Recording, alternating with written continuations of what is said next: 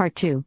My parents forced me to give up my college fund to my golden child brother, but after 4 years of hard work and struggle, I finally made it. Then they showed up to my graduation demanding money, and oh boy did I have a surprise for them.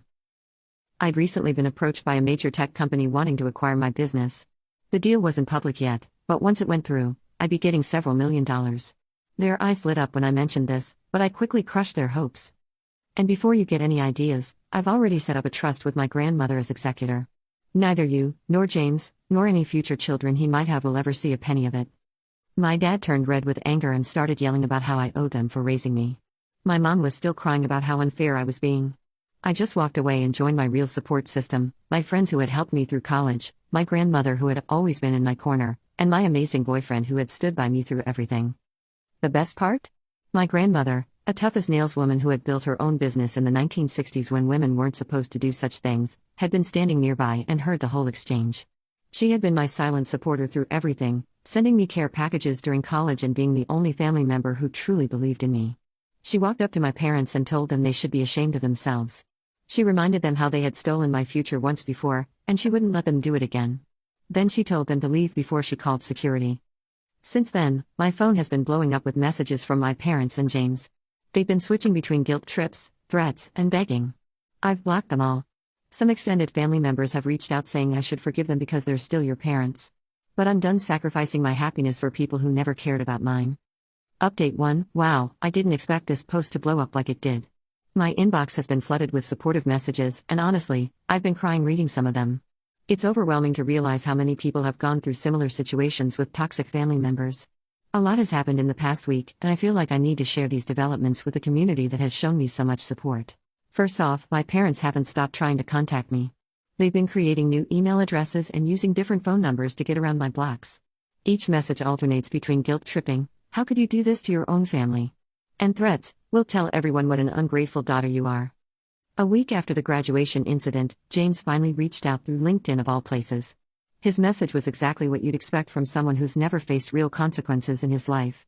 He started with a half-hearted apology about the college fund situation, claiming he was sorry things turned out that way, but quickly pivoted to insisting it wasn't his fault because our parents were the ones who made the decision. He even had the audacity to say that he would have done the same for me if the situations were reversed, completely ignoring the fact that he had already blown through his own college fund with nothing to show for it. Then he had the nerve to ask if I could loan him some money to get back on his feet. I didn't even bother responding. The acquisition deal I mentioned is moving forward, and it's honestly surreal.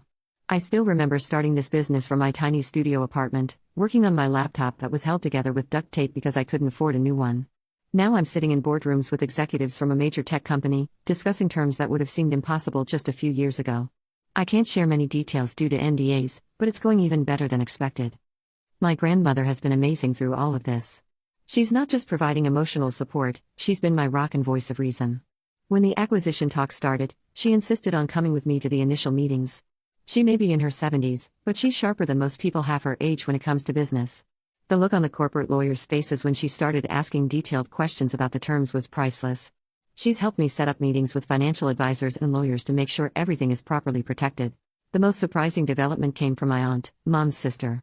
She reached out to tell me that my parents have been spreading a very different version of events to the family. According to them, they invested in both their children equally, but I was ungrateful and turned my back on the family as soon as I became successful. They conveniently left out the part about taking my college fund. When I showed my aunt the documentation proving what really happened, yes, I kept all the paperwork, she was horrified. She's now helping me set the record straight with other family members. It turns out a lot of them had no idea what my parents had done. Update 2. Things have escalated quite a bit since my last update, and I need to get this off my chest while it's still fresh. The acquisition deal became public yesterday. It was announced in several major tech publications and local business news. As expected, my parents have completely lost their minds. I knew they would react badly, but what happened today still managed to shock me. They showed up at my office unannounced at 9:30 a.m., right in the middle of our morning team meeting, just 2 days after the acquisition news went public. They somehow got past the front desk by claiming they had an appointment. My dad was wearing a suit that looked like it had been pulled from the back of his closet, and my mom was dressed like she was going to church. They clearly thought they could present themselves as concerned parents coming to reconcile with their daughter.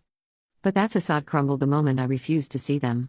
My dad started yelling about family obligations and how I was destroying the family name with my selfishness. My mom, always ready with the waterworks, was crying dramatically about how she had sacrificed everything for me and how she gave up her career to raise me, which was news to me, since she's been working at the same bank since before I was born. The entire office could hear them. My employees, who only knew me as their confident and composed boss, got to witness my family's dysfunction in full technicolor. Some of my team members later told me they had to hide in the break room because the scene was so uncomfortable.